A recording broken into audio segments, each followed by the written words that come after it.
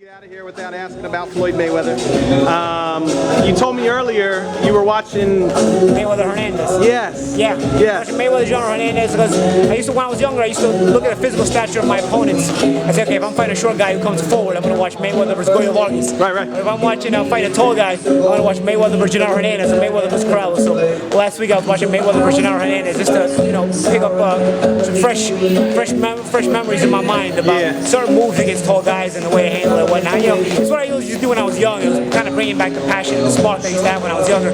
Watching these guys I used to love watching, And so fights are still just as good as new, man. You put them on YouTube, it's like you're watching them fresh all over. Right. Yo, but what is it about Floyd Mayweather that kind of, made you gravitate towards him? His athleticism and his decision making in the ring. I'm an athletic fighter. I'm not as smart of a decision maker as Floyd, but I would like to be in the moment. You know what I'm saying? And so sometimes I like to watch fights of his and try to pick his brain as to, how did he come up with making that decision to throw that punch, or the decision to make that particular move, or the decision to make that particular step? How did he come up with it? I'll rewind it about a minute. I'll try to really look in depth at certain things, because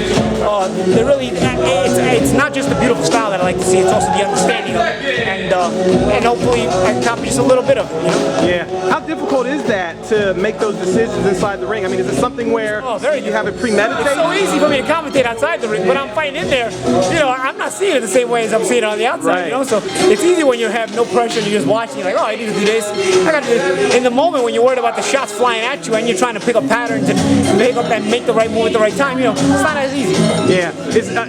At times, do you already have in your mind like a certain combo or something that you want to do? You have certain things you want to look for, but it doesn't mean you're necessarily going to see them. So you have to stick with the basics in the meantime. Your jab, your feints, and giving your proper looks and changing the look and whatnot until you see the things you want to see. If not, you can continue to stick with the basics and don't overexert yourself and give any openings. At least that's what the intelligence are doing. So it's kind of like a chess match, like a muscle memory type of thing, where you're used to seeing a certain thing, and then you react to it automatically just because you got muscle memory. Yeah, exactly. And until then, you try to open it up with other little traps and little basics. How difficult is it to perfect that though? Is it just repetition? It takes a long time. Yeah, repetition is everything. It takes years, because it's not just about doing it right. It's also being relaxed enough to pull it off and react. Because it's not going to present itself when you want it to. Sometimes it presents itself on a surprise element. So to present itself, you got to be able to react. So it's reaction timing too.